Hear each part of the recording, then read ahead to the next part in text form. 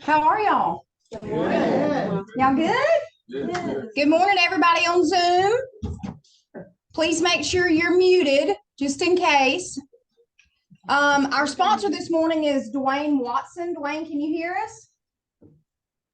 Yes, absolutely. How are you guys doing today? Good Morning, good morning. So where are you zooming in from this morning? I'm actually zooming in from Atlanta, our Atlanta office today. Okay, well, welcome. Welcome. Southeast Alabama. We Nice. will go ahead and let you get started. You got about 10 or 15 minutes, so just take it away. Perfect. So here, I'm going to kick us off by sharing my screen, and thank you guys for that awesome introduction. So can you guys see that? Reminder Media. No, that's mine. Hang on. Let me stop share. Now we can. Awesome. So welcome again. So my name is Dwayne with Reminder Media, like The Rock. And you guys already might be familiar with us through our flagship products, American Lifestyle magazines or Start Healthy magazines. But we've been in business for about 20 years at this point with over 100,000 clients. But I'm here to talk to us about something that's pretty near to my heart. Now, show of hands, who's here currently farming? Okay, well, no worries. So as far as like, oh, gotcha. Well, either way, what is farming? You guys are probably familiar with it. So very simply, farming is going to be a marketing strategy designed to increase your brand awareness in a specific area. So there's two main types of strategies when it comes to farming that we pretty much endorse. So the first one is going to be geographic farming, where you're targeting a specific area like a neighborhood or subdivision. And the secondary one is going to be demographic farming, where you're targeting a specific subset of people like the first-time home buyers or the senior market. Now, here at Reminder Media, we believe that for the best response, you want to marry the two to find your ideal prospect within that geographic area. Now, you might be wondering on how to choose a farm. So there's going to be three things that you want to look at typically when choosing your farm. So the first off is going to be how much competition is in the area. So if there's other agents doing business in the area, but it's not saturated, then absolutely go right ahead. It's for yours for the picking. You can grab your piece of the pie. But however, if there's another agent or even multiple agents doing the majority of the business, you might want to consider another area to check out. Now, secondary is going to be how many homes are in the area. So there's two main sides to this. And the first side is going to be that you want to be able to make sure that that area is big enough to farm to generate that return.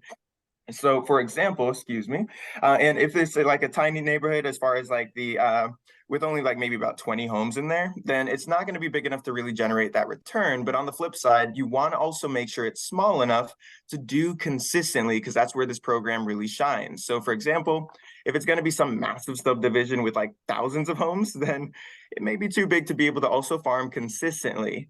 Ideally, our average agent sits somewhere between that 500 and 1,000 homes on a consistent basis. Now, the third and most important part is going to be the turnover rate. So Tom Ferry says that the turnover in your farm should be no less than 5%. So then that way, once you look at the number of homes sold versus the number of homes in the area, it should equal no less than that 5%. And if it is, then homes are just not selling fast enough to generate that return.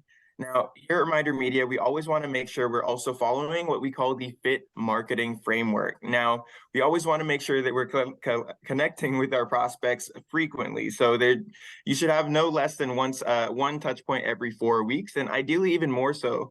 So the more frequently that you mail to your farm, the more familiar your prospects will become with you, thus increasing your ROI. Now, secondly, as far as the I for impactful, we differentiate ourselves by essentially following what we like to call the 3 E's in terms of content, which are going to be entertaining, engaging, and endearing content. And we found that if we focus on graphics like that, people have a way easier time when it comes to brand recognition as well. Now, lastly, your program, as far as like your cards, have to build trust, which can also be able to come from face-to-face follow-up interactions with your prospects, just because, we all know the phrase, the fortune's in the follow-up, right? Now, but what does that look like? Now, it could be a door knocking campaign or even an event in the area, or even just maybe an opportunity for you to connect with your prospects on a more personal level. Now, to get that face-to-face interaction and ultimately build that know, like, and trust, that's absolutely necessary for you to be able to earn their business and also be able to be their dominant agent. Now, farming techniques that work, there's two main solid frequencies when it comes to farming. Now, the first frequency is going to be an 8x8 program. So this is going to be the weekly variation. So then that way you can break into the market way quicker because there's a rule of 7 when it comes to farming, meaning it takes those 7 touch points to solidify your brand in a prospect's mind. So when starting with an 8x8, this can be achieved in 2 months. Now, once completing the 8x8 program, most agents will transition into a 12 direct or a monthly program, which, according to all the industry experts, the average return on a farming campaign, just for instance, is going to be 2%. So one transaction for every 50 people that you target over the course of a year. So speaking of that 2%, you might be asking, what do you think the ROI would be? Now, real quick, before I dive into it, I encourage absolutely everyone to take a photo of this, screenshot of this, anything that you can, just because we were super conservative with these numbers.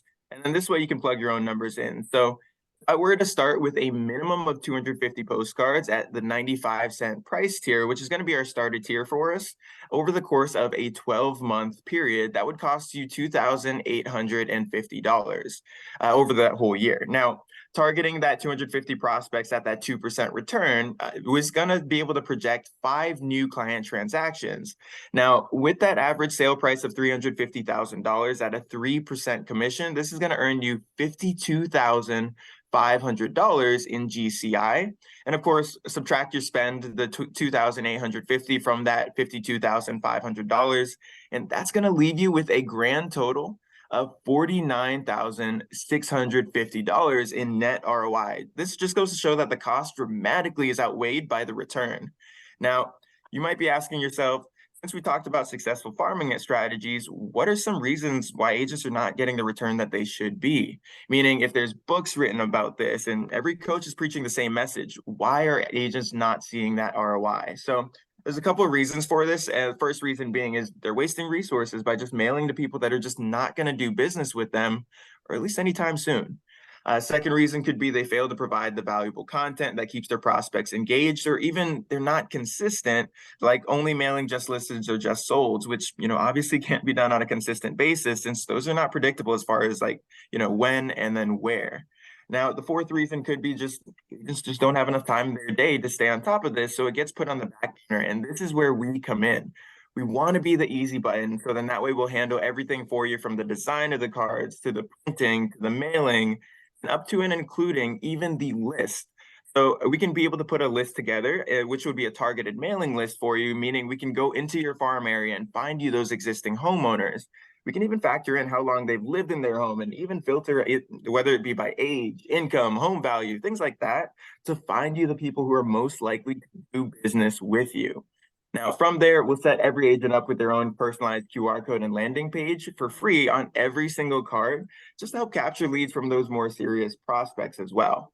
But yeah, summarized, by sending out that high quality card on a consistent basis to that more qualified prospect list, along with adding in that lead capture aspect as a cherry on top, we're dramatically able to increase your ROI. But everyone asks me, this is going to be the $1 million question. What's the bottom line? How much does it cost?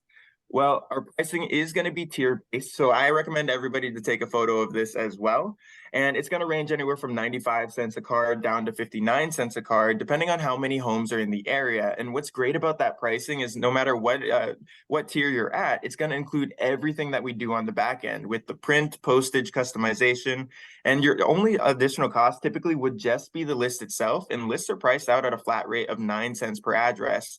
But since you guys were kind enough to let me, ramble on today, what I'll do is offer you guys through the end of this week up until the next Tuesday, anyone who reaches out to me directly is going to receive 10% off their first order and a free list up to 1,000 addresses. Plus, we'll also cover the cost of your first landing page as well. yeah, that's it for me, guys. I appreciate the opportunity to speak with you guys today. And if anybody's interested or wants to take advantage of that promo, so knock 2023 out of the park, feel free to call me directly at my number on screen. Or if you'd like to be able to schedule a call directly, here's my link at remindermedia.com/Dwayne to schedule a time to talk. And then, feel free to even reach out in an email. But before I let you guys go, does anyone have any final questions for me? Really quick, can you go back to that previous slide where it has your number and your email? Okay, Absolutely. so its name is Dwayne Watson.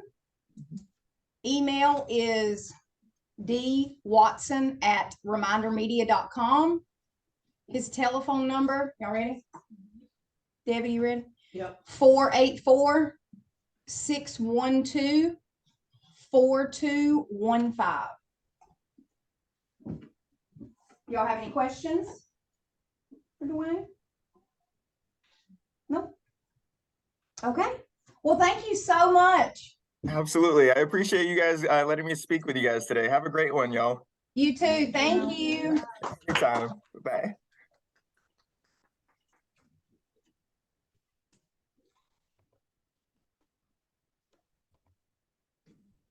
Okay, let's get started with some gratitude or bucket fills.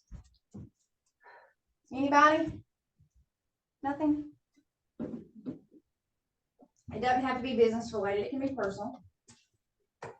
I'd just like to say, I'd like to thank and praise God because our church closed on our land Friday. We have 5.36 acres. Woo-hoo! How many more there you want to get? That's awesome. Congratulations. It was listed at 316 and we got it for 175.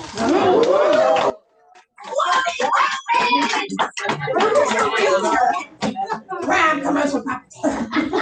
Awesome. Wow. Congratulations. That's wonderful. All right, anybody else?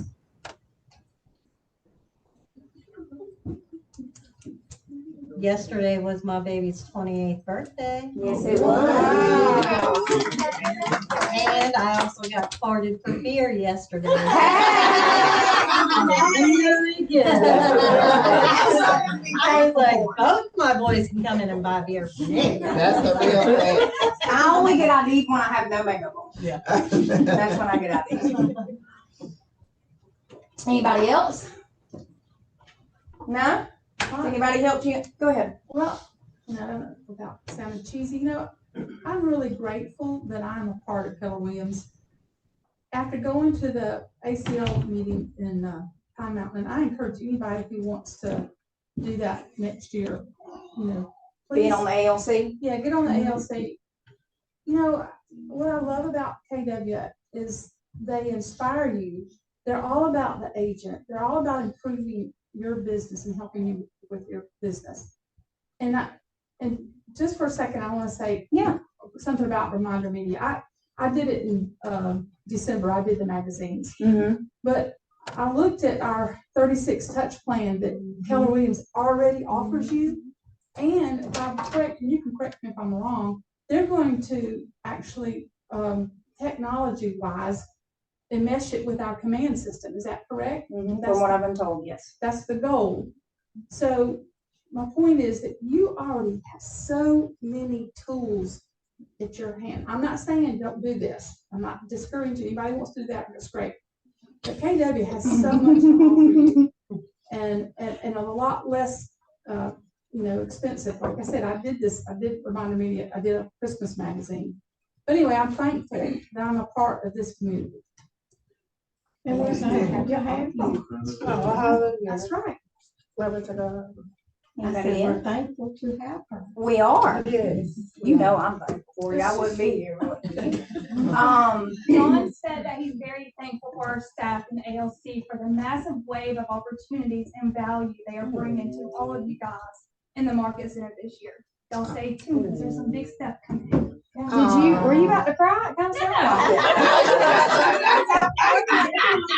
it. I'm like, y'all, I know I'm only 23, but I have never been so happy going to work every day. Like I have never felt like I have found my career and what I want to do. For the rest of my life. Everybody in the room, when I say that, we have never been so happy to see your face when we walk in. Yes. Because it could be a lot worse. You are fabulous. And we love you. Miranda does a lot for this market center, and I don't know what I'd do without her. I'll say too, like with the, not just with the ALC retreat that we went to at Callaway Gardens, like they were all in the mindset of, okay, you know, we're ALC, what do we have to do for the market center? And I think sometimes we forget that Keller Williams is all about you. So like for 2 days, they talked about what they could do for them. And they were like, well, I thought we were going to talk about, you know, what we can do for the market center, which is great. But Gene Rivers was pouring into them and how they could help them in their business. And I think we forget that Keller Williams is like that, just like Family Reunion and Mega Camp. That's what it's all about. It's not this, look how great Keller Williams is. That's not what it's about. It's how they can help you in your business. Every event that Keller Williams puts on, it is all about the agents, 110%. Anyway, anybody else? Now good? You could have brought your son up. I almost grabbed him and brought him up here. He's old. So I take it he's not thankful for you right now. All right, so our Ignite schedule, we will send this out. Our next Ignite session is going to be March 6th through March 31st. Now, the new Ignite is 20 sessions. The old Ignite was 12. And we don't want to, you know, have it out over 3 months. So anybody that gets an Ignite, you got to be dedicated. It is every single night for 4 weeks. 20 sessions. Okay. Or what is it? It's 4 nights a week? No, yeah, it's 5. Sorry. So the registration deadline for the first one is February 17th. We're going to try to keep it, I want to say less than 20. Just so that way we're not completely overwhelmed with so many people, but this is for new agents. If you are a seasoned agent, you want to take it again, it doesn't hurt, just to kind of get you going again. The next one will be April 21st through May 19th, June 12th through July 7th, July 21st through August 25th, September 18th through October 13th, November 6th through December 4th. So the good thing about this is, so if you're bringing on a new agent and you're like, oh my gosh, you know, what can they do to get going? It is mandatory for a new agent to take Ignite, and it's going to help. It's going to help them in their business. It is going to help them to know what they are doing, so that way we don't get calls like, well, you know, y'all's agent did this. They don't know what they're doing. Okay, so this is going to be mandatory, and it is all throughout the year, constantly. If you can't tell, so be thankful for your Ignite instructors. We're going to be up here a lot because we love y'all. Okay. Any questions? Yes. Also, if you took the previous Ignite, this Ignite is 20 times better. Mhm. So, you know, if your seasoned agent is want to take it again, it's phenomenal. Yeah. It's really good. Thank you. Are the books different? Yes. It's completely different. Completely different. Books $25. That's it. Any questions about Ignite? What time, what are the hours? I think it's John, is it 5:30? Are you on there? Yeah, it is 5:30 to 7:30. They're shorter, so it's more sessions, but they cap out at 2 hours. Thank you. Sorry, y'all on Zoom. I didn't realize that I wasn't sharing my screen again. Where is it? Share screen. I don't think.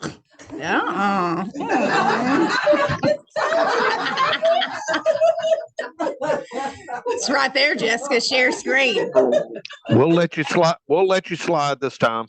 Thank you, George. I love you. Okay, now that y'all can see that on Zoom, do y'all have any questions? Sorry about that. All right, let's move forward if I can. All right, so tomorrow at 12 o'clock, if anybody is needing a headshot, she's going to come in. It's not going to be this whole photo session where you take 50 photos. It's not like that. She's going to take a few. You pick which one you want. If you like, you know, the photos that she takes, $15 per image. I think what her plan is whoever's wanting a headshot, I think she's gonna get your email and like your phone number and stuff.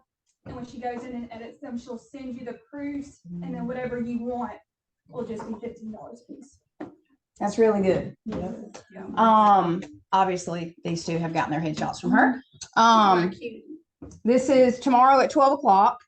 Tomorrow at 12 o'clock also. So forgive me if you're getting your headshot done and you want to go to the lunch and learn. I suggest getting your headshot done and then to the lunch and learn. And then some of you can do the lunch and learn and then get your headshot done.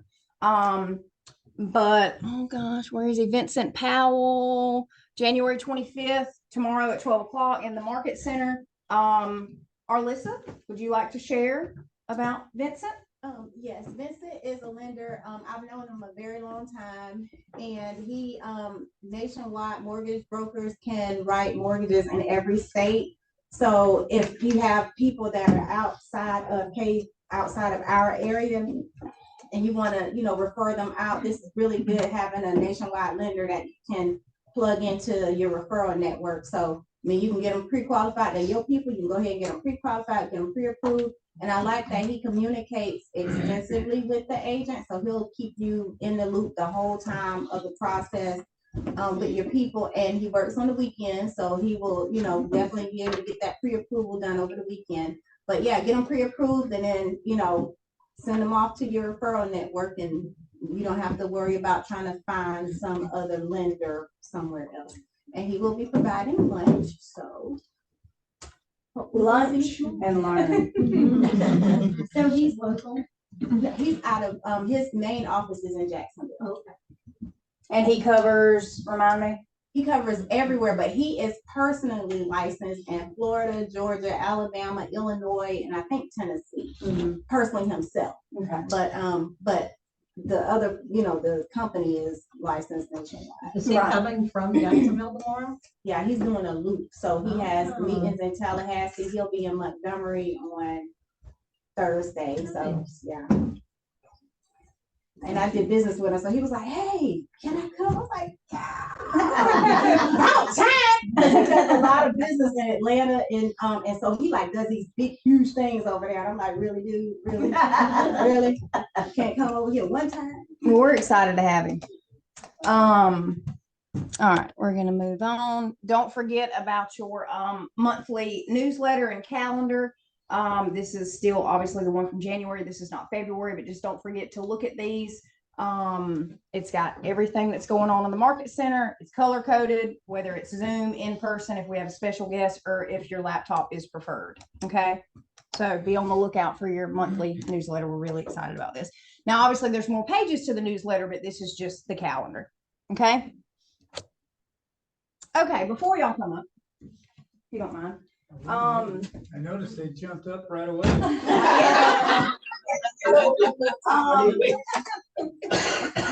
Who knows what ALC stands for? Give me a long time. Don't be scared. Not an ALC member. It says it on the button. Top Where does it left. say? Associate Leadership Council. Thank you. So for the longest time, I thought it was Agent Leadership Council because it sounds like, that's what it means. Yeah, but it's Associate Leadership Council. Does anybody know, not an ALC member and not Becky or Tim, do you know how many committees are on the ALC? 5, 6, 4. 3, 2, 1, no. 10. 8. 8. There are 8 committees on the ALC. Does anybody know what any of those committees are? Can you name a committee? Culture. Okay, that's one. Career development. Not you. I didn't name you. I didn't name you. Okay, so culture, tech, what else? Mm-hmm. Oh, there's That'd a be a good one. financial. There's a financial. Finance committee. Okay, what else? That's all I know. Events. So events kind of goes into culture. Okay. What about career development committee? You said that, excuse me. Growth committee. All right, so you got growth committee, career development, culture committee, agent advocacy, tech committee, equity committee, finance committee, and safety committee. There are 8 committees on the ALC. And each ALC member has taken on 2 committees each. And they need your help. They are already just getting after it and working really hard to get guest speakers. They're teaching classes. I'm really excited because they are pumped after that ALC retreat. But they can't do it by themselves. And don't forget, it is in our culture to help one another. So, if y'all would, I'm gonna let them come up. And I'll introduce each of them and what committee they serve on. They're gonna share about their committees and how you can serve on their committee if you'd like to. Can't read. I thought something was wrong. No. Does everybody know Tina's news?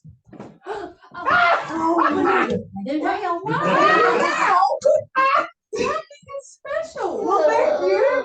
But I wanted to do it when I was. Okay. But anyway, She's I'm pregnant moving. with twins.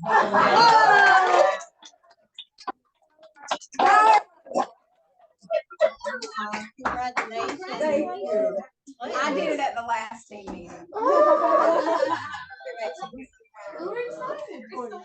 Thank you. Benita's trying to pick out all kind of names.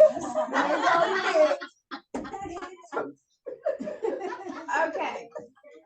So, first we're gonna start with, and we won't go in this order because I have y'all in a specific order, but first we're gonna start with Crystal. When she stops laughing, Crystal Dukes is on the, is the chair of the Growth Committee and the Career Development Committee.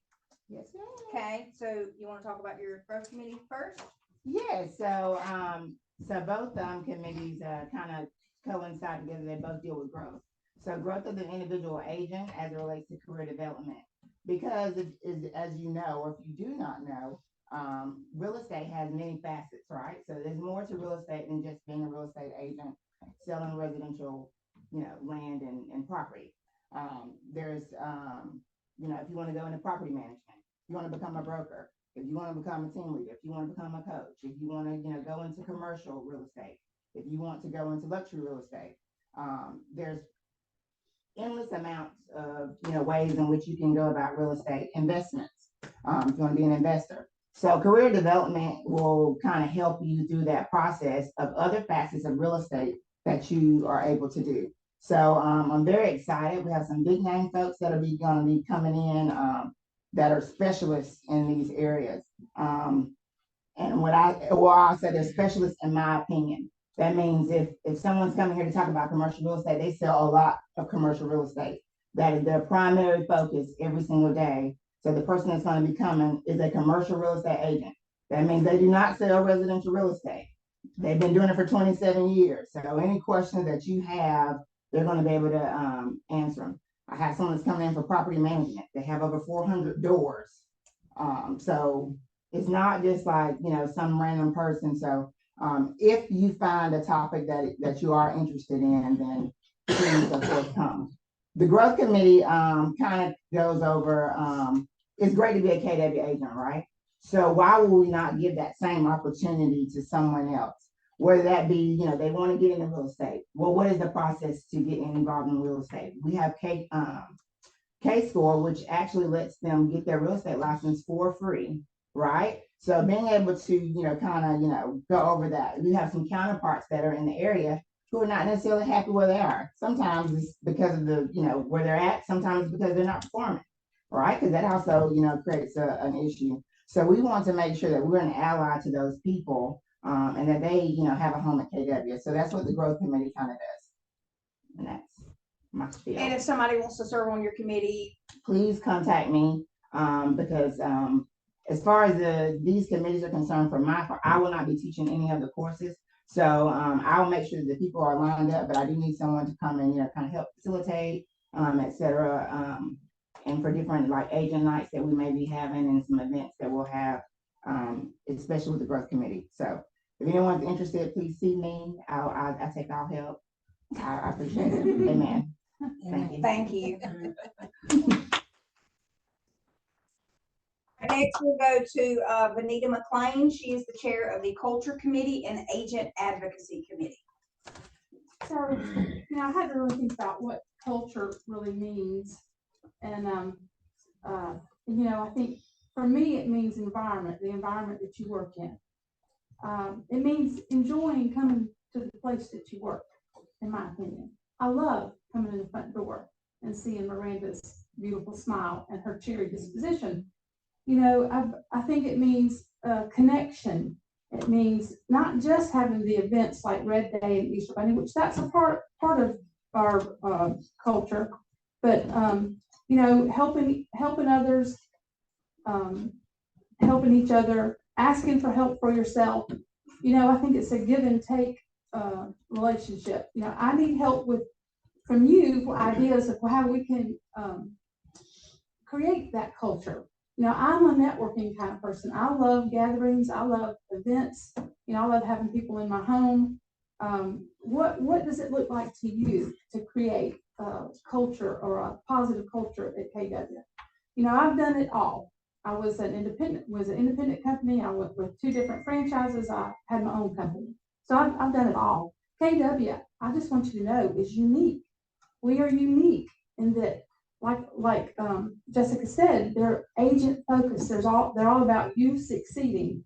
So I'm open for ideas. You know, Red Day, we are going to have Red Day. That's when we go out in the community and we volunteer. But culture is not all about volunteering. You know, yes, we need to do that, but it's also about helping each other. It's about connecting. I think it's connecting with one another. I just saw this on Facebook and I had to share it. Let's see. I thought you meant sharing the post. I was like, you doing that now? No, it says successful people build each other up. They motivate, inspire, and push each other. Unsuccessful people just hate, blame, and complain.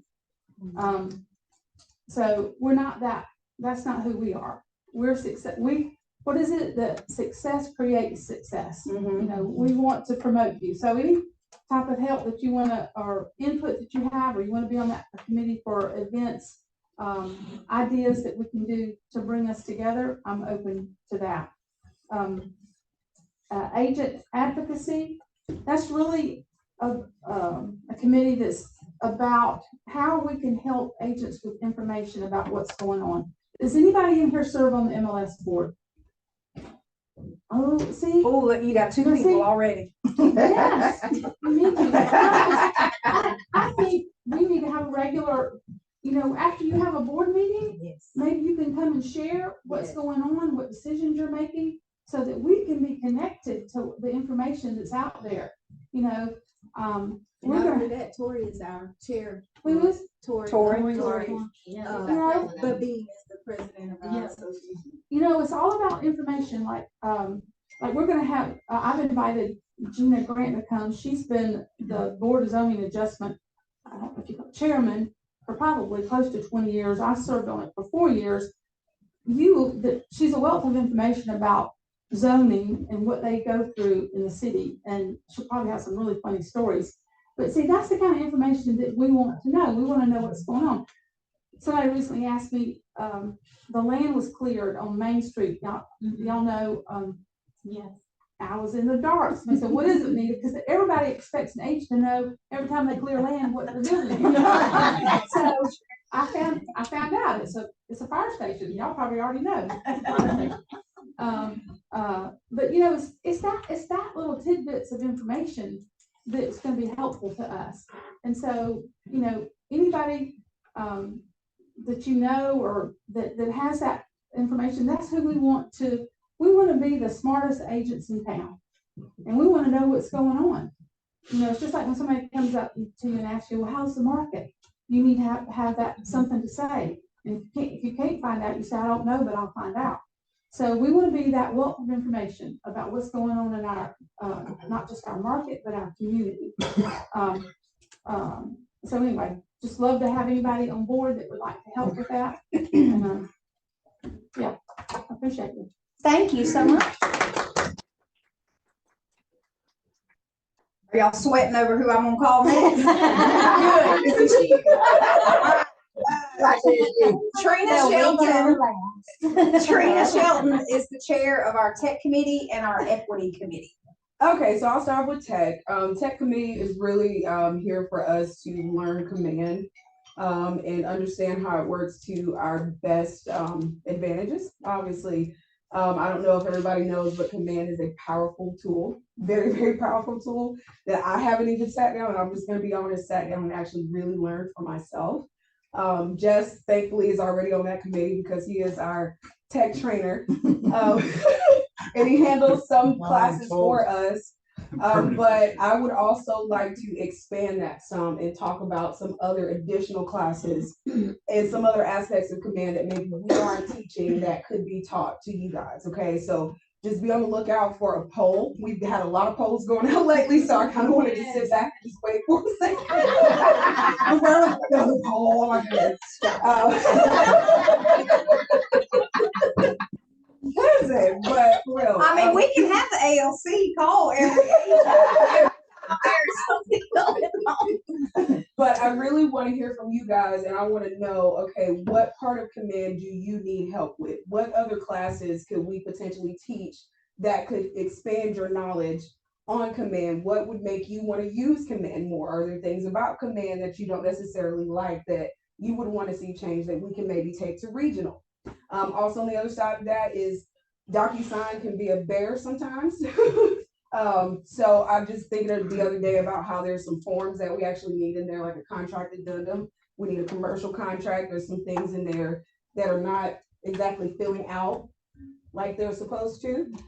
So one of my goals is to help fix some of that, hopefully this year, so that when we're doing our contracts, we're able to speed through it because we're busy a lot of the times. Okay, so if you're really, really interested in being on that committee, if you love technology, just give me a shout, give me a holler. Obviously with my condition, I'm gonna need some help. So, and the other committee is something I'm very passionate about. It's our diversity, equity, and inclusion committee, and that is for agents. First off, anyone, whether you're white, black, brown, purple, yellow, whoever you're married to, whatever you do, you feel welcome in this market center. One thing I've always loved about Keller Williams is the diversity. The fact that I feel welcome when I come in here, and I still make my place regardless. But still, there is diversity here, and you don't feel like you're just the only one. Also, the flip side of that is also understanding the gap that is out there in home ownership. I don't know if you guys have taken the time to look at it. I haven't looked at it recently, but the actual homeownership gaps between races is quite substantial. Okay. And what this committee will do will help us, number one, get rid of any unconscious bias that we may have when serving the community. Because we're here to serve everybody. That's what my purpose is. Green. Well, it's about green, but it's also about helping others achieve that goal. Because for me, someone like me, I'm the first homeowner in generations in my family. Okay. And I've helped other people. I'm sure all of you have that have helped others be the first homeowner in their family. And that is a phenomenal feeling. I have boo-hooed at the closing table when there's clients saying, this is my first house. Oh, yeah, I get it, you know? But it's one of the most amazing feelings, regardless of if you get a small check or a big check from it. So one of my plans, I've already recruited, just help me, Carol Peak and Glenabelle Cruz for this. If you're super, super interested, please reach out to me. One of the things I want to do is start hosting first-time homebuyer seminars for the diversity committee so that we can start getting people in here that maybe didn't think about the fact that homeownership is for me. I mean, we obviously know rent is skyrocketing, and for people that do property management, obviously it's good. It's good for them, but it might not be good for the individual. So that's what I'm about. Thank you so much. Not least, Christy Dean is the chair of the Finance Committee and the Safety Committee. So this year we are going to be changing up a little bit. The Finance Committee is basically, we'll be looking at the numbers of the market center, but that's not all that I'm going to focus on. Anybody who knows me knows that I've got about a 20-year background in So that's my thing. So I want us to look at first, hopefully next month, we're going to be doing a tax class. We're not going to be able to get an accountant in because everybody knows tax season is rolling. So we're going to try to do that mid-year where we're, focusing on it. But next month, I want us to get together, put our brains together and just, hey, this is some stuff that we need to be kind of looking at, keeping our receipts, doing that kind of stuff. I also want us to look at, because I know that there's a bunch of new agents that was probably just like me, that was putting all your commission checks into your personal banking account. That's a big no-no. So especially when you start doing your taxes, like Gene Rivers, and when you start getting ready, when you're growing in 2 or 3 years and you want to do some investing in that kind of stuff, you need to have those separate accounts. So I've got friends who I'm going to have come in that's going to talk to us about business checking, the benefits of business checking. Hopefully the benefits, will it benefit you to do an LLC? Will it not benefit you to do an LLC? Those kind of stuff that's going to, benefit us financial wise. If there's anything financially that anybody else wants to talk about, y'all let me know. We can get anybody in here, pretty much once tax season's over with. That's my big goal, because that's something that I do struggle with, is tax wise. How are you keeping up with your taxes? How am I keeping up with my taxes? Are you using QuickBooks? Just the little things that's helping you that I may not be thinking about, or vice versa. Also, the safety committee this year is what I'm doing. That's always been geared around safety of the individual, gun control, going into open houses, making sure that we don't have somebody behind our backs, that we're always in front looking. But this year we're going to change it up a little bit. We're also going to gear it towards your mental health safety. We have a lot of that going on right now with the market changing. Agents are going to start being a little bit more stressed. The last 2 years, we've had things just given to us on a silver platter. It's not going to be that way this next coming year. So agents are going to struggle a little bit. Buyers are going to struggle a little bit. And we never know. It's every day now. It's in our hometown every day, of gun violence, of shootings, of kids shooting, of parents having to deal with this. So we want to make sure that as agents, we are safe, that if we have a buyer that is freaking out on us, that we know how to not just at them, but how to try to calm them down as well. So we've got several speakers that's coming in that's going to help with that. We've got several speakers that's coming in. Got one in April, plan to purpose, just knowing what your purpose is in life, and making sure that we're on the right track as agents to be successful, and we are safe in doing so. But if anybody has anybody that they know, whether it be, a counselor, or, someone who does mental health, or somebody, on the police force, somebody who teaches those classes, safety classes, we've got somebody coming in that's going to do a safety class,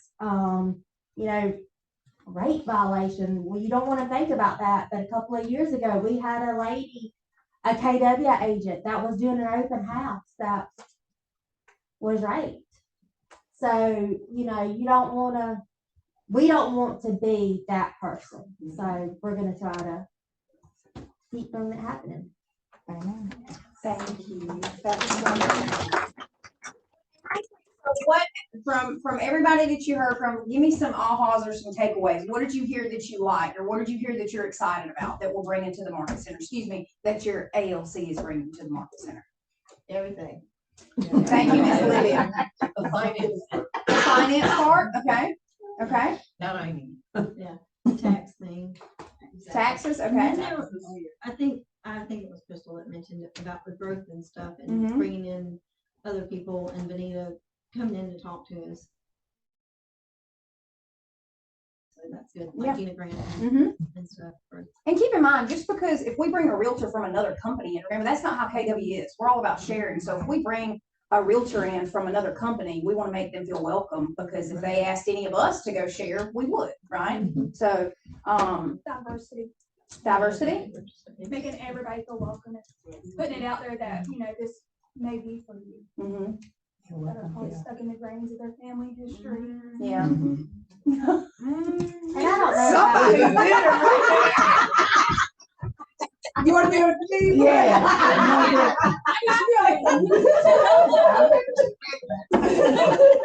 And we've all discussed this. This has all been a big thing for all of us. We want to bring in professionals this year. We want to have someone else who, when you have a question, we're like, I don't know. That's just like talking about the taxes. I can't tell you one single thing about taxes other than the thing that I did. So I don't want to be that person. So again, that's not something that we can do right now, but we will. But we want to bring in professionals so that if you have these questions, they're able to answer them so that you feel like you're getting something out of these team meetings or these meetings that you're showing up for every hour and not just, I don't know, but I'll get back to you. So, I know y'all get tired of looking at us. That is another thing that we kind of sat down and talk about, like, I know, like, I don't care, I know I'm beautiful or whatever inside. But nobody wants to see me every month, right? I would not want to do that, right? And so sometimes, you know, it takes a different voice. You know, it's kind of like, you know, as you're talking to someone, if you repeatedly talk to the same person, it's not hitting necessarily, right? And so there are people that are actually experts at this, and we don't want it half done, right? I can come in here and tell you about what I know about commercial real estate, but it'll be way better if I got someone that has 20 years experience, 27 years experience in it. I can talk to you about these different things. So we want to make sure that this year that we're bringing in valuable people with valuable information that can actually give you the ins and outs of the things that interest you. So can I ask y'all if y'all are gonna consider maybe getting somebody to show us more how to handle foreclosures and short sales if that comes along in the future with real estate? Yes, that is one of the. It is on the list. Yeah, that's career Like development. seriously, it's on the list. He did that for years. And if we can get him out of the hay fields. Right. Here, he's a wealth of knowledge about that. So he's on our list because he knows all about that. He's one of our agents. We just gotta encourage him to come and share that information. Yeah. All right, so we're gonna move on to the next thing, because tax season's here. Do you have any questions about taxes and how that works as a realtor and as an independent contractor? How do we get more write-offs? You have a good CPA. and there is a ton of them out there. And that's one thing that I do want to highlight on, that because there's so many that we do miss as an agent. Well, listen, if you have a home office and you pay somebody to do your yard every week, you can actually write that off. I have a list. Write that off. I have a list of like 500 items that you can write off. I'll be sure to send that out. It's like line item by line item, like every single facet that you can possibly think of. And I would say utilize that for, you know, your own knowledge of how to separate your stuff out to see like, hey, do I qualify for this? Can I write off this car? Can I write off this payment? Can I write off this electricity? All these different things. So to kind of go through it. But my next form of advice is get you a good CPA. Yeah. You know what I'm saying? Do not spend your, like, so just imagine if you spend that time that you could be prospecting or making more money or getting more leads, you know, you need to leverage that out to someone that is a professional in that, right? The same way that, you know, a doctor don't need to be driving the bus and the bus driver don't need to be performing surgery. You know, you need to leverage that puppy out, but just know what you can. You know, but you need to also have some information for yourself. So I can send out that little list, but get you a good CPA. Well, you can write your CPA off too. Yes, God. So you may Yes, be God. selling out the money, but Why you did you can get still. Shane to teach you? Whatever you No. Yeah, wherever your dollars go. That's where you need to. I did taxes for 9 years when my kids were growing up. And so when I started real estate, I did my taxes for years and years. But it's true, it's called leverage. When you can spend your time doing what you know to do best, which is selling real estate, and let that person do it, that keeps up with the laws. I couldn't keep, without selling real estate, I couldn't keep up with all the laws and all the deductions. Also, you will find that different accountants have different little philosophies about what they can take off and what they can't. So you need to find the one that, first of all, We'll take off all of it. well, but you also want to do it. You don't want to do it. You want to do it just enough to stay under that. Yeah. radar. You don't want the You little don't red want to flag be too to pop great. up. You don't want to be too great. So, anyway. But when somebody tells you every pen, paper clip, Post-it note, stamps, every mailers. single, and you may have 1,000 receipts, and that's okay. But you want to make sure that you are keeping up with everything. And you can download apps where you literally, you take a picture of the receipt and it pulls all of the QuickBooks. information off of it. Huh? QuickBooks. Yeah. There's other apps out there too. But Okay. paper is always good because you have it in your hand. Yeah. But yeah, verify, it's called VERYFI. It scans every single receipt. When you take a picture, it pulls all the information and puts it in a spreadsheet. And that may save you a little bit of money with your accountant, with your CPA, because they don't have to manually do it. So you may save yourself some money. But I'll also advise this. Yeah, we want to write off everything that we can, but also be mindful of what you may want to do in the future, right? So, you know, you don't want to write off absolutely everything. So let's say, for instance, you know, again, going back to career and development, if you want to now go and invest, right? You want to buy some properties to either flip, rent out, whatever. The bank needs to show that you got some money. Yeah, And if you don't really, paying now they $20,000 can't, a year. but they can add certain things back, right? That's why they ask for your tax return. They can add certain things back. However, like it says, say for instance, you want to now yourself buy a house. You ain't got no money to show because you done wrote off everything. So just kind of be mindful and kind of have a 5-year plan in your head, like, okay, 2 years from now, am I going to buy a house? If the answer is no, am I going to invest in something? If the answer is no, write everything off that you can. I mean, write out everything in the kitchen sink. But if there's a possibility that, hey, I want to go and buy an investment property, or hey, I want to, you know, sell my house and buy another one, or I want to refinance, you might not want to write it off everything. Okay, you might want to say build something in there. All right, do y'all, just really quick, cause I don't want to keep y'all that long. We've got a couple of other things. What kind of objections are you getting right now? Low inventory still. Okay. It's, you know, a lot of my clientele is $100,000 range. Well, there's one, nothing on the market for 100,000, and two, there's nothing move-in ready for 100,000. I'm just seeing a lot of lack of motivation. Yep. Well, not even really objections, just don't make the effort to get there. So one thing I've learned, and it's taken quite a few transactions, I can't want the sale more than what the buyer or seller does. And I take it to heart because I have a task to do, I do it. You tell them they need to call their lender, it's 5 days later and they still haven't called their lender to see if mobile homes are allowed or whatever. And it's like, I'll take both of those. So I would say this. So if you can't, so our job, right, is not, so if you're a listing agent, right, your job is not to go and get a property and list it on the MLS and you be done with it, right? That is not your job as a listing agent. They don't need you to do that. They can call Flat Fee will do it for them. That is not your job. Your job as a buyer's agent is not to see what's on the MLS and does this find it. You have to, what separates a great agent from a good agent is you need to go find it. You know what I'm saying? I don't care if I've had situations where I had a client that was looking for something like very specific, and I'm like, I know it ain't on the market.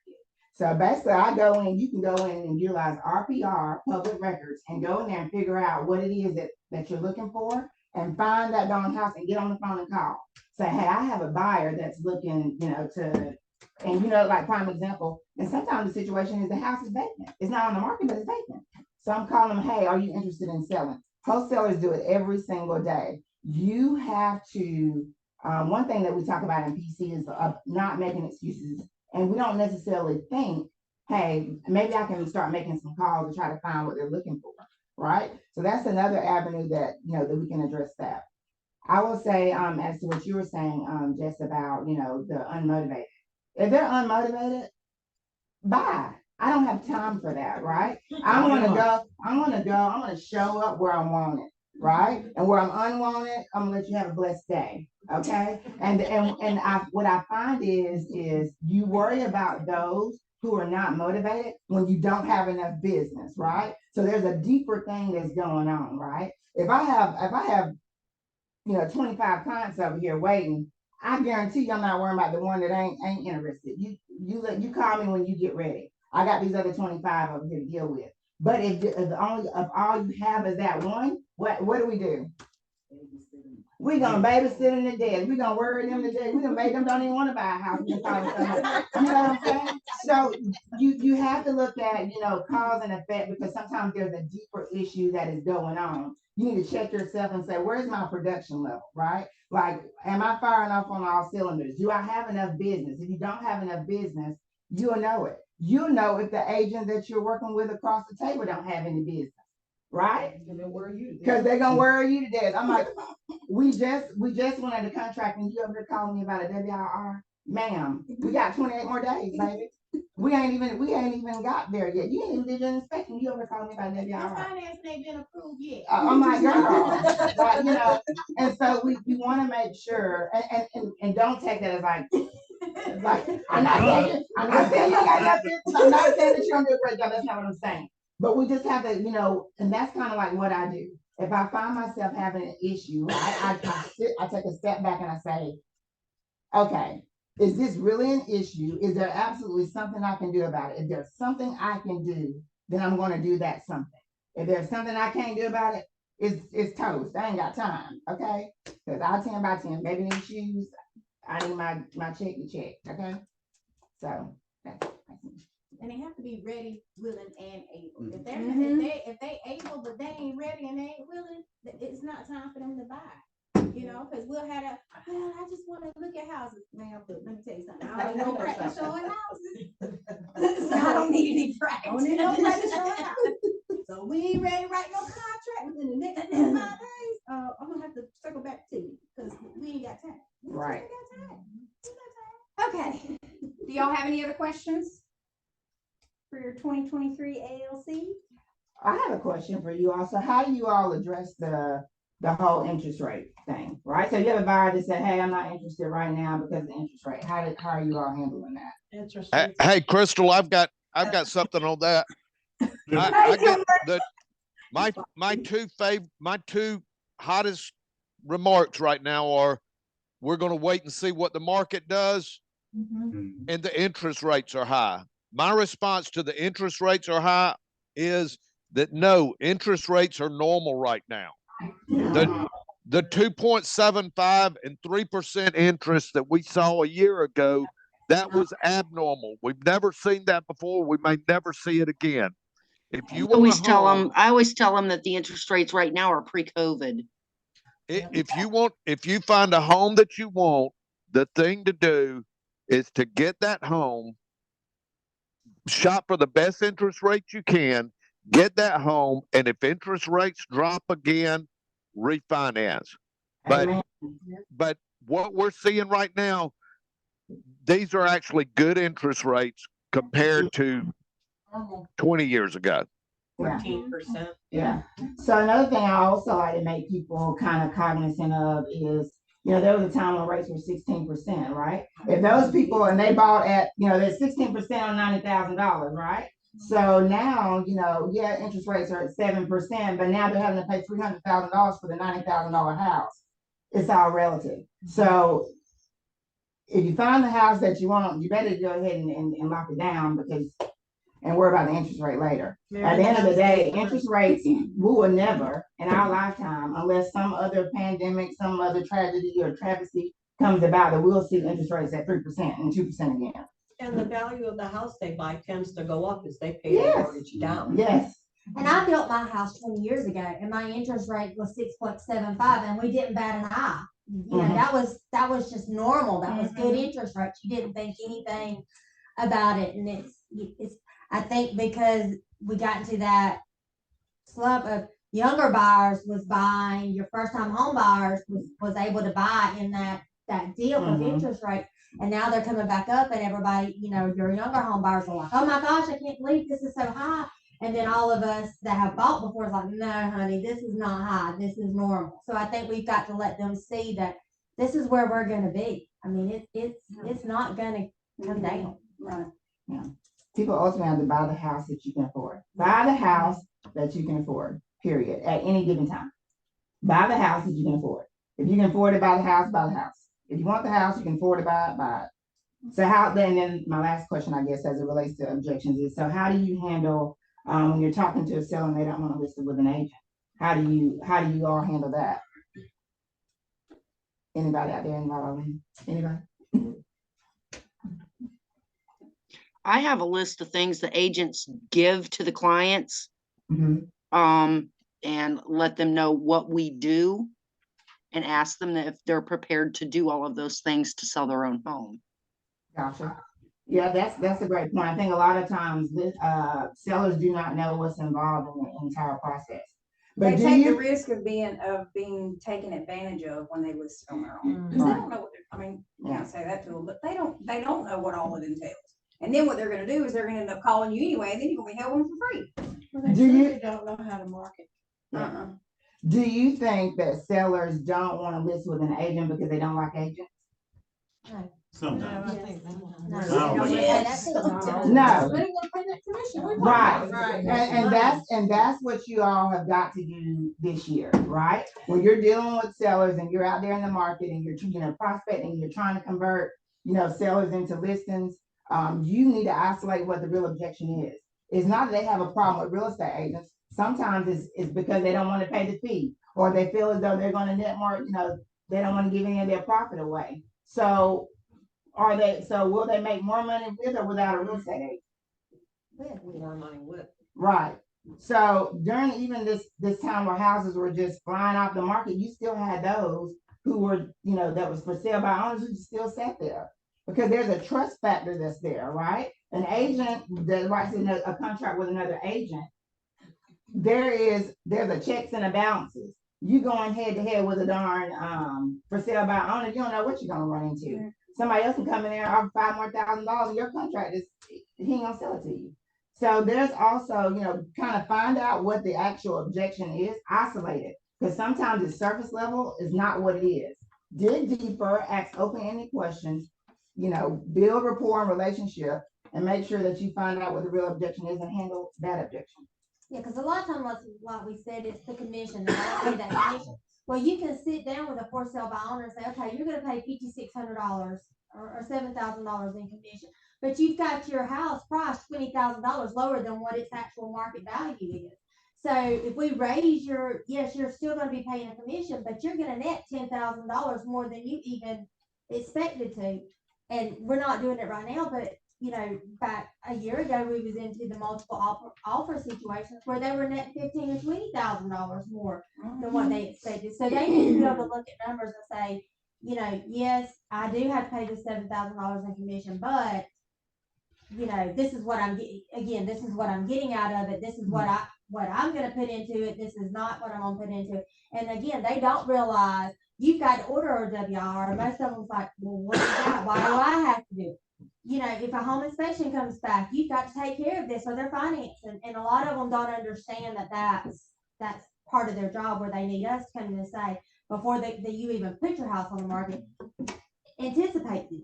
You've got wood rot, anticipate that this has got to be fixed. So my sister and her husband had their house on the market in Connecticut before they moved down here. And I kept trying to tell them, I wasn't an agent at the time, that no, you need an agent. You can't do this by yourself. So they started in the spring. Finally, it gets to September and they wanted to be down here.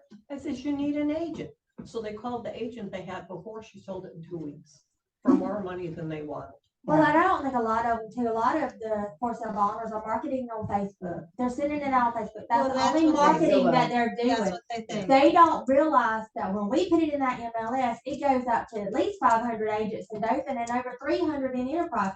That's almost 1,000 people that sees it in one single 24 hours.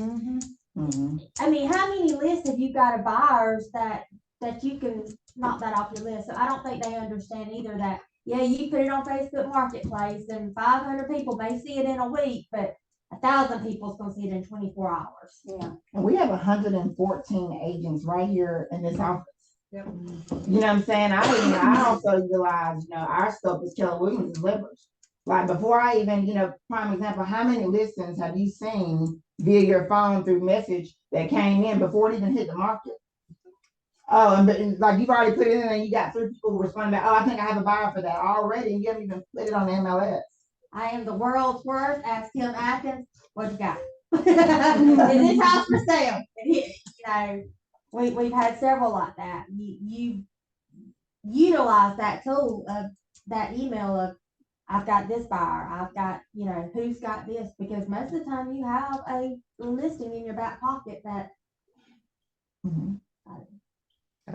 Well, I have a question. How would you guys address this?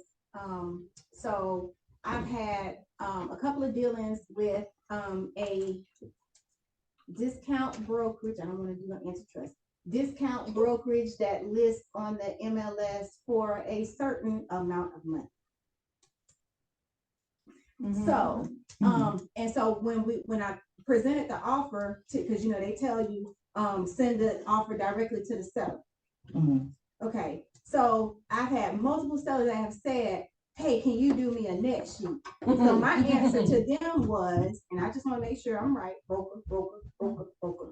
I tell them, I said, listen, I'm not your agent. I'm not obligated to give you a net sheet. My client, because my thing is, how am I going to show you how much you going to net from the deal, the offer that I'm dealing with my client who has a buyer's agency agreement with me? And so I've had that come up multiple times, and their answer to me was, well, the other agents did it. So I told them, I said, well, the other agents were acting outside of their scope of. But see, now I might be wrong, but you know, I want the deal to work. I want the transaction to work. If they want a net sheet, I'll give them a net sheet based on the information they give me. You're just doing them a favor, and you're building rapport with them. Now that's my philosophy. And that is, I'm not doing anything outside of what the real estate commissioner of our realm of, you know, that we're supposed to do or not supposed to do. And you are supposed to recat them too. I mean, well, and but they have an agent. They have the. They truly don't, because I'm dealing with that situation right now with a lady in Bainbridge. She basically has called up this company and they have listed her house. They've never stepped foot in that house. The only pictures of that house that they have is the things that she has taken and what she has told them. They called me yesterday. They have I said, the floor's falling in. They had no clue that the floor is falling in. So yes, she has an agreement with them, but they know nothing about her, and she knows absolutely nothing about her. I think to me it's the best. I mean, you know, be that good person, be that person that, okay, I don't agree with you, I'm not getting paid from you, but I'm going to help you. You know, now doesn't mean you have to schedule the wood infestation report. You don't have to schedule, you know, you don't have to go do that much, but if all they want is a net sheet. But they will continue to ask, and they will continue, and my issue is because they have no idea of what our services are. They if the deal works out, that's all they're looking for, and they're gonna say, hey, I use this discount brokerage and it worked great for me. That's gonna cut us out. Well, But what matters most, the I buyer more about relationship. or your client? My buyer work. That's why I'm working on behalf of. But my look at buyer. it this way too, Alyssa. Yes, they're gonna say I use flat fee, but well, that's who I'm using is flat fee, so I'm just gonna say flat fee. Yes, they use flat fee, but The other agent helped me more. So in the end, they're likely more to refer you than they are flat fee. And you know what? I think also now I've asked for more commission, and now you can put that in your offer. If it's a flat fee or for sale by owner, I've done this. Like saying they only offer XXX. I'm telling you, I'm just telling you what I've done. I've asked in the contract the brokerage fee paid to Keller Williams to be such and such. You are not supposed to Put it in a sales commissions. I know that, because it's supposed to be a separate thing, but the reality is when you're working with a flat fee or a for sale by owner, that's the only way I know to say to them, look, all they do is have to say no, they can negotiate that. But you can ask for, if you want to do it in a separate form, Right. do it in a separate form. But you can ask for more of that fee in that form. But I'm all about relationship. I do. And I do with agents. building rapport with that person. There gonna be people that take advantage of you all the time. It's just, it's the reality of our business. And I don't like it at all. And it hurts my feelings, and it, hurts my pocketbook. But I go back to, okay, what's the right thing and what's the right attitude for me to have? Mr. So-and-so, you don't have anybody representing you in this situation, but I'll be glad to make it, do a net sheet for you. I think that's just my viewpoint. I will say I had the same exact situation happen last summer. Where I had some clients, whose daughter lived in the neighborhood and they did not want to be anywhere else except in that same exact subdivision. So a house came up for FSBO, like right next door to their daughter. So we put the offer in, seller calls me and he's like, well, you know, I want to make sure I get this much, this much, this much. Of course, me, and I'm not afraid to say it, my problem was like, well, you know, that's why it's good for you to have an agent, you know, because your agent on your end, well, that's what I got for about 20 minutes after that. And then he rejected the offer. So here I go freaking out, like, oh my God, what did I do? I call her, because normally, and then I call Benita too. Benita's like, why did you just do it? I said, Benita. But see, I think FSBOs are different. And I wouldn't mind doing it for a FSBO, acting possibly as a transactional coordinator for them. But my issue is with the discount brokerages, because they do have a brokerage agreement with somebody else. I hate them. And I And feel, you chose to be cheap. so yeah, this is what you and I get. feel so bad because now the seller is at, you know, they're telling me this stuff and I'm like, I don't even think you're supposed to be telling me this. Like, I'm representing the buyer. Like, stop. Like, don't. And they're like, well, but the thing of it is, they don't have any I personally think the real estate commission needs to address They the don't. fee, What we and need I to don't know what it takes, gonna take to do Let's that, do it. Miss I do Agent believe- Advocacy, Yeah, get with your people and y'all get on. let's do it. I'm ready. I'm ready. Especially with Tori being There there. you go, there's your woman right there. I'd also like to add that I've had this same experience with someone that's not a discount brokerage, right? That they're actually a real estate agent that is licensed in the state of Alabama, that is a physical human being that is there. And what I always think of, and I always go back to whenever I'm operating, right? If I am the representative of my side of the transaction, I know that either A, my seller wants to sell this home or my buyer wants to buy this home. To me, that is priority number one. So whenever I, encounter an obstacle, I'm like, okay, is this getting my client What they need. what they need? If by me saying this, will it hinder my client from getting what they need? And at the end of the day, if that answer is yes, then I'm going to proceed no matter what. I've had deals where I worked both sides of the deal and got paid for one side, and another person got paid for the other side and did zilch. I mean, I even called their broker, and the broker wouldn't even take over their side of the transaction. I mean, for the seller, I had to call and get a WIR. Yes. I mean, the whole entire nine. But at the end of the day, Who do you represent? Who you represent? what my client needed was more important than all that other stuff. And at the end of the day, they had a great experience. They left me a great review. Go ahead, please go share. After, Miss Olivia, you come on, you stand up and you share. After Miss Olivia, we gotta Yeah, move we on, gotta because I know y'all got stuff to do and we got a few things to go Just went over. to a class this last week on the code of ethics. And I suggest everybody read them and know what is involved. Who can put a complaint against any realtor? Anybody. Anybody. A realtor or a public, or the public. Anybody. So we never know who's out there looking at us, who may get mad at us. They can send that complaint in. I've been on the grievance committee and it's rough. And I be praying it ain't nobody I work with. But it's all confidential. You don't even know it's happening. So how do we? And it goes to address- the grievance committee. How do we address stuff like that with, say, because I tried to write up an offer, or I did write up an offer, and the other party, not a KW agent, is a broker. And she knows all this stuff. And apparently she's getting away with it. And it's like, what do we do? What Because is she nobody. doing? You write a So complaint. Write a she complaint. did not execute a fully executed contract. We didn't have a fully executed contract before she sent it to the, You have to read each, attorney, you have to read closing each attorney. article. She wouldn't, It's already there. she wouldn't respond to me. text Yeah. or a call or anything. Whatever problem you have, it's It in was, here. it was just JoJo. completely like, and then I was so frustrated, and I talked to Tim about it too, and he was very helpful. But it's just like, apparently this one person has done this a lot, and how, as a newer agent, I didn't know all this. And so they've had complaints. So at what point do they say, we've got so many, complaints about this one person, why do they not Strip, not, Because not the nobody- road, nobody not wrote the it. road. If you have a Nobody complaint, wrote it. if you have a That's what complaint, he's you there have to for. find which But it's my article, understanding you have to he find has which been here. article it is. And everyone on this. One through map nine can is duties of clients and Well, customers. There's steps that you take to make a complaint. 15 to 17 is duties to realtors. At some point, When they write it up, you got to put each article down that you feel that you need to address. It goes to the grievance committee.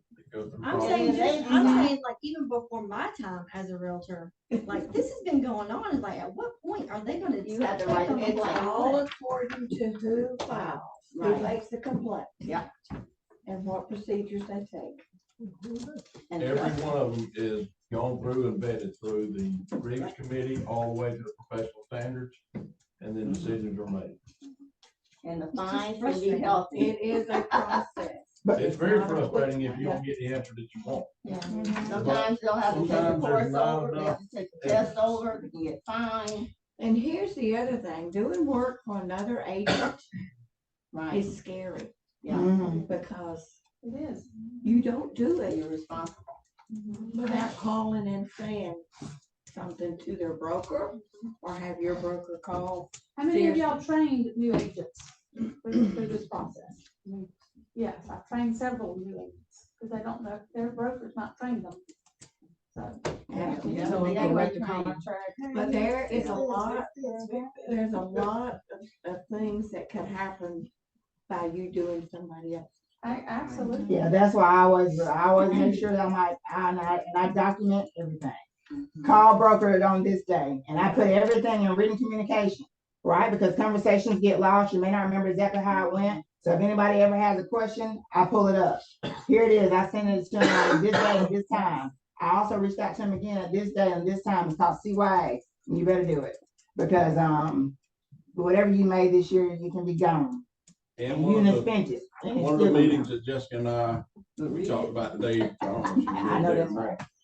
is everybody's gonna be sent out that code of ethics. Oh, yeah. I know you've been through it, but you have a copy of it. That way you can read through it, you'll know what the standards are. Not saying that anybody here is not doing the standards, everybody in here I does. think we need to be reminded every year. I know it's required in our board to have it up there. I think we need to be reminded every single year. I don't mind taking code ethics because it's a reminder to me every year. It is, be honest, does everybody get on code of ethics, click through it, pass it? Okay, I've got it behind me, read it. Yeah. And maybe we Because it could makes teach our sense. code of ethics class here Mhm. and see credit Yeah. for it. And I think that'd be great for. Oh, yeah. Williams. It's great if everybody applied it though, not just, those. Well, you know what, you at the end of the day, and this is what, and I'm gonna shut up at this. What you're gonna have to do is, you're gonna say it is what it is and move on. Because what I found is, whenever I first started off in real estate, my very first year, I was aggravated by a whole bunch of folks and a whole bunch of things. And I sat there and I let it just worry me to death. And I'm calling Susan like, this motherfucker. Ah, you know what I'm saying? I'm going, you know, like, I don't, you know, but once you get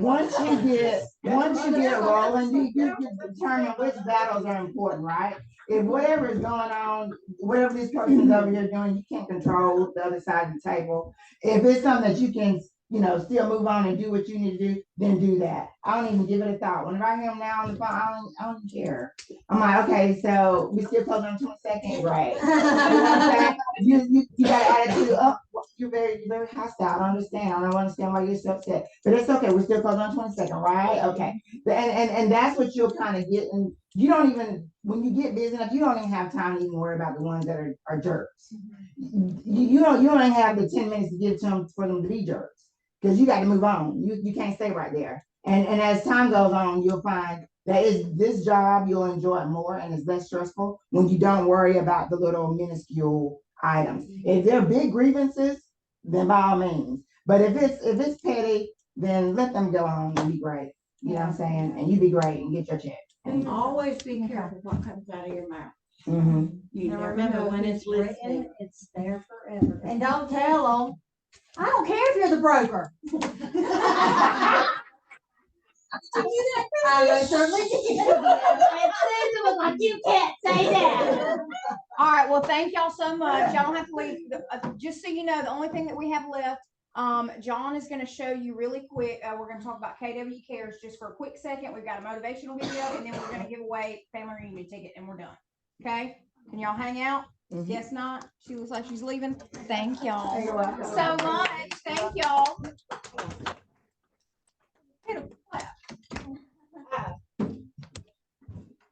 All right, John, you there? I was muted, but yes, I am. Here we go. Hi. Okay. You need me to stop my screen share? No, I can just overwrite you, I think. Oh.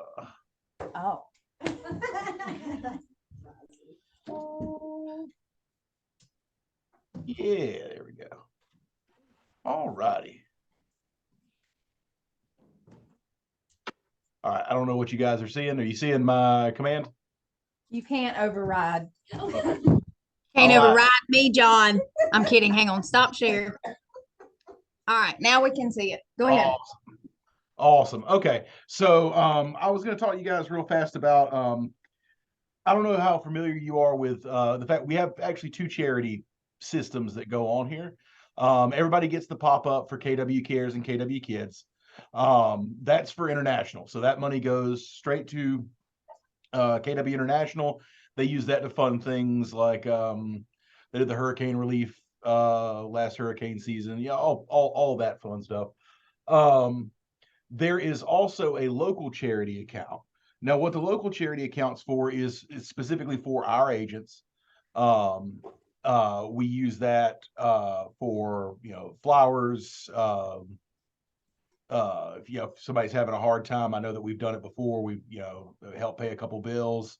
The important thing to remember about local KW Cares is that if it's an issue that we need to get international KW Cares involved in, the money that we give out of our local family fund account, KW International will match 4-to-1 out of regular KW Cares. So you really get a lot more throughput by doing local donations as well. So I wanted to walk you guys how to do that, because unfortunately we don't have just a flat button that you can select and go for that like international. So here I have a dummy listing, and we're going to do a local donation. I'm going to go to edit agent payment as soon as my thing, there it goes. All right. So if I wanted to donate money to the local KW Cares, the local family fund, we go down to extra payment options. We're going to do it as a deduction. This is tax deductible, by the way. And put in our amount. So we'll say $10. Don't have to worry about filling any of this. Description is KW Seal 1, pay to KW Seal. Address 1841 Honeysuckle, should automatically populate for you. You can put the office phone number in there, or you can just put 5. And there we go. Save changes. There we go. So I will pull that back up one more time just so you can see that, and we'll send out a little bit more information about that. There we go. But that KW Seal 1 as description, pay to KW Seal. There you go. And is everybody clear on what this particular charity is that he's talking about? So like when somebody passes away and we send flowers, or somebody has a baby and we send flowers, that is just for our local office. That is what that's what that does. Okay. All right. Anything else, John? That I think is it. Okay. Any questions? No? Okay. All right. We're going to move on because I know y'all got to get out of here. And John, don't run off. I'm not going nowhere. Okay. All right. I've got a quick little motivational video for you guys. After that, we will draw our family reunion ticket and we will be done. So I know y'all are ready. Did you hit screen share? I don't know. Probably not. Thank you for that reminder. Thank you so much, Miranda.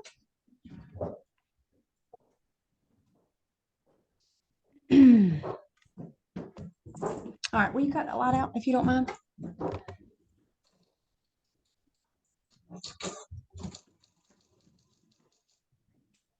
So listening is not the act of hearing the words spoken. It is the art of understanding the meaning behind those words. when people say you're not listening to me and we simply parrot back the words that they were said, congratulations, your ears work. That is the act of listening. But the art of listening is creating an environment in which the other person feels heard. Now you notice what I said there. The other person, and I used an emotional word, feels, right? I don't want to know that you've heard the words. I want to feel heard, feel seen. I want to feel understood. And that is a learnable, practicable skill. So it's there are many parts of it. It's things like replacing judgment with curiosity, right? That's a hard thing to do. We're a pretty judgy group, right? To be curious why someone has a point of view. It's creating a safe space for someone to, as my friend Dia Khan calls it, empty the bucket. So even if we find what they're saying just reprehensible, right? You're never going to be able to actually have dialogue until at least one of the parties gets the opportunity to say everything without judgment. And as she calls it, emptying the bucket. And once somebody feels like they've completely said everything, then they're more apt to listen to you. But usually what we do is we defend, or we litigate, or we interrupt. We point out flaws in logic, which is just frustrating. And when you point out some flaws in somebody's logic, because we're all imperfect when we speak, and we all choose the wrong words at various times. And that's not what I meant. You know what I meant is what we have to say. Well, what if you know what you meant? Then why don't you say what you can see how this spirals. But it's things like when somebody says something, and there's really easy ways to do it. Things like, go on, tell me more. What else? And they keep talking. And you go quiet and fill the space. Tell me more. Go on. And eventually, it's all out. And then there's a safe space for you to respond and express yourself in a constructive way. But that's correct. We do not teach listening. And listening is the way to create, to build trust with someone. You make someone feel heard, they'll trust you. It is the way to find common ground in opposition, in simple cases in business, but in more complicated cases in national politics or in global politics or in war. Why do William Ury, who wrote Getting to Yes, he talks about the same thing. He goes, we have talk shows, but we don't have listen shows. He says we have peace talks, but what we really need is peace listens. And he, who's been at the table at the highest levels of peace negotiations, he said people show up and start demanding what they want, and that's how the negotiations begin. Nobody starts by saying, so tell me why you came here. There's a great documentary that I recommend to learn this. It's called White Right, Meeting the Enemy by Dia Khan. In a nutshell, Dia is a Muslim woman living in the UK who was trolled by white supremacists to the point where the police got involved because her life was at risk. They told her to stay away from open windows. That's how bad it got. The way Dia responded was by moving to the United States and going to meet the white supremacists.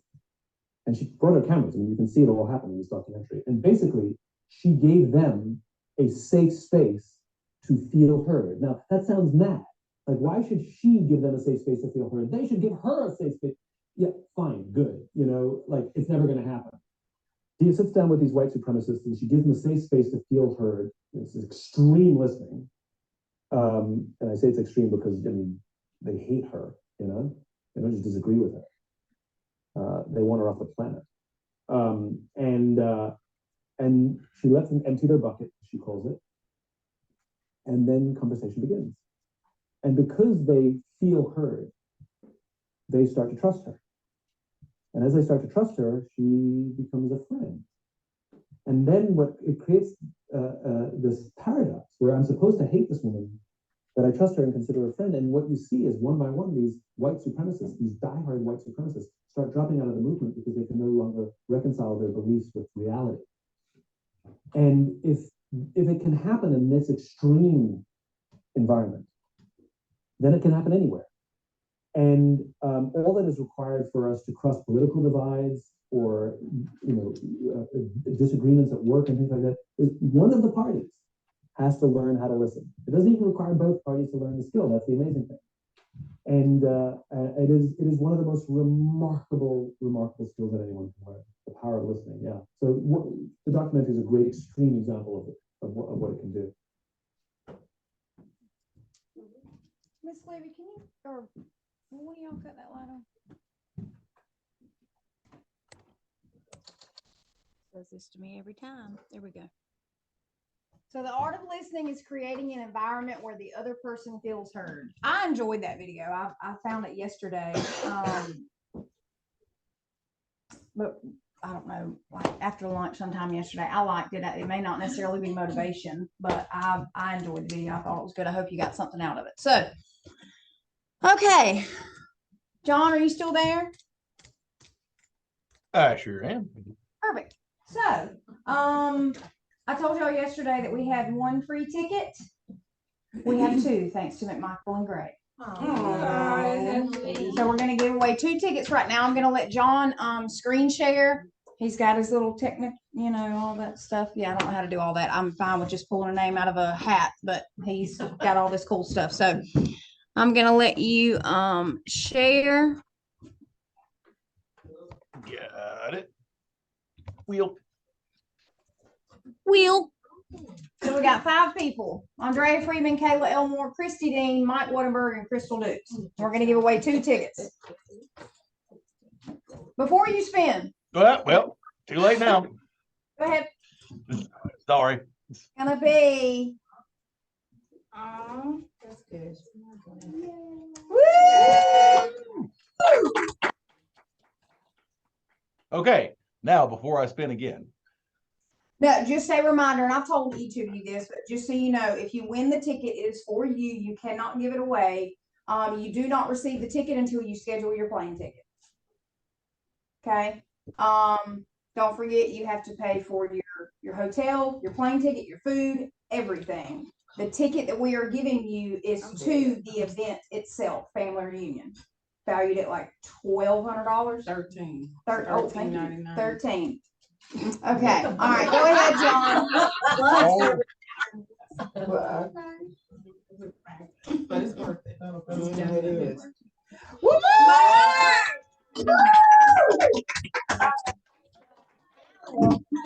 All right. That is good stuff. You excited? Yeah, I'm gonna start a GoFundMe page. No, if you haven't already drank the KW Kool-Aid, you will after this. Thank you, John. All right. All right. Y'all got anything else? Woo hoo. What was it in bull?